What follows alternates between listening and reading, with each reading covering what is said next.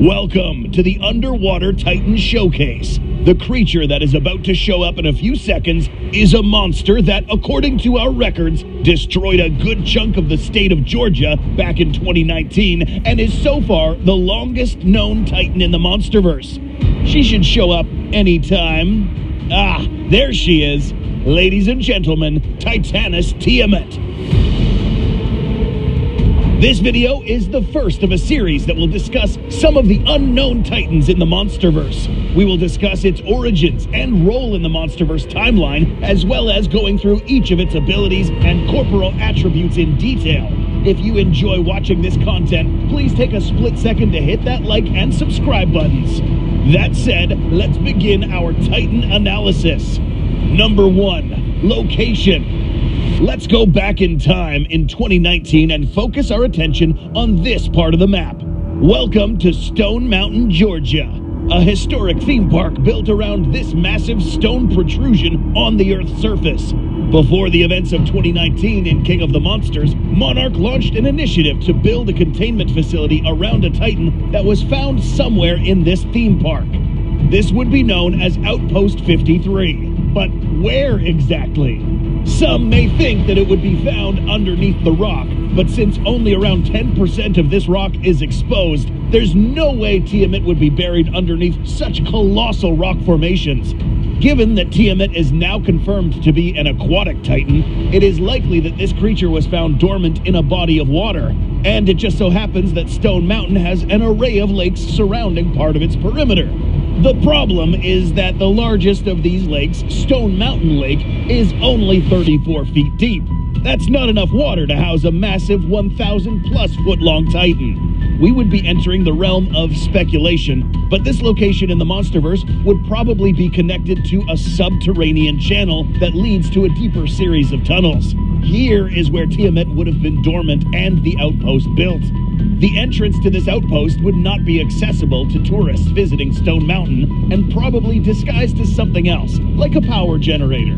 But we all know that Tiamat never remained down there. Number 2, the escape. In 2019, some troublemaker known as Ghidorah unleashed an alpha call that reached a good number of Titans around the world, including Tiamat. Knowing that Tiamat was somewhere underneath the surface, it's clear that in order to make it to the nearest large body of water, Tiamat would have had to travel east. But let's not get ahead of ourselves. Tiamat has a theme park to destroy. Ghidorah's command wasn't just to wake up, it was to get up to kill. The many tourists in Stone Mountain would have felt the ground shake. The poor tourists on the riverboats would have been the first to perish, as they would have had a front row seat to witness the rise of this giant kaiju. Tiamat would proceed, leaving a path of destruction heading east towards the Yellow River, Norris Lake, and then continued its lake hopping until it managed to reach the nearest ocean.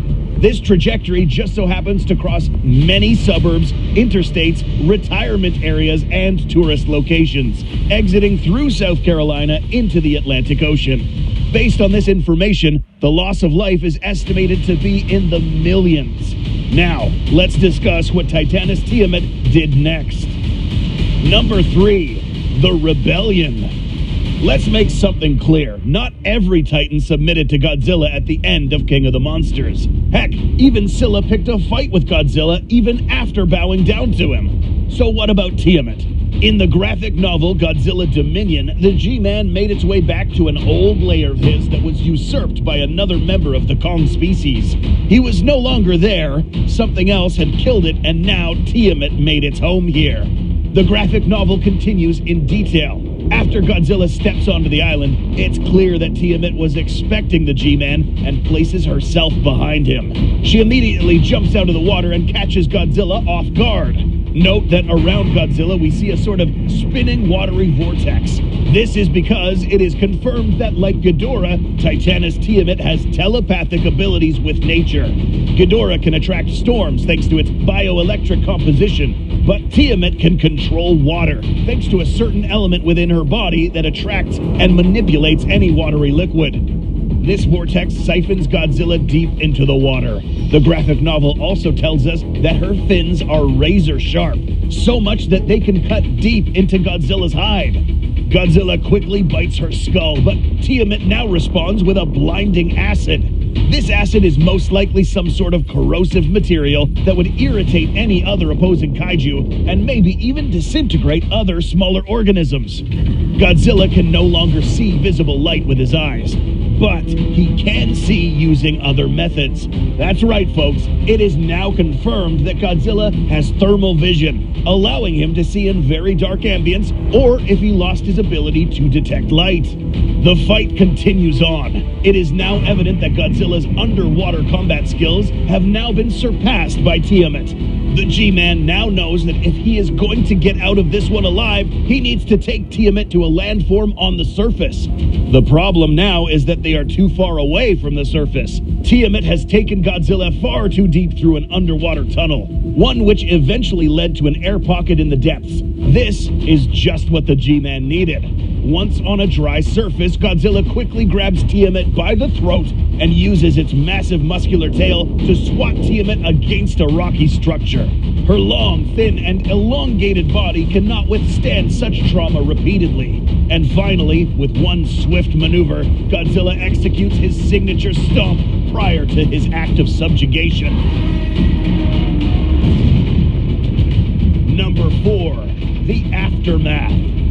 At the end of this confrontation, there was one winner, Godzilla. But it was very close. Had this tunnel not led to an air pocket, Godzilla would have probably lost.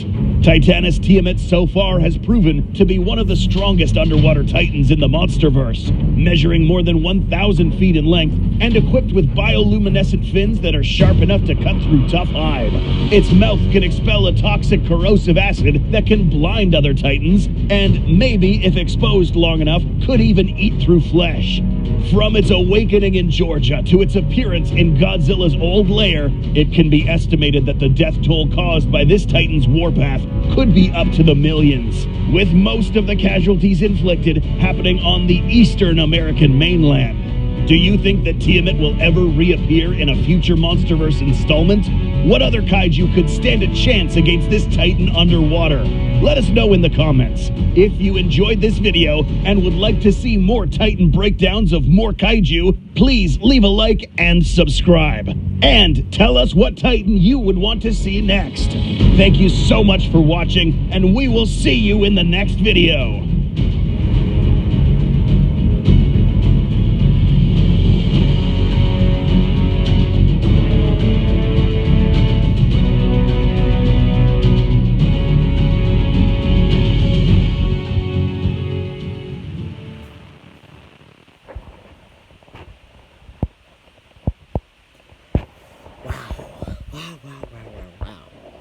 That was something.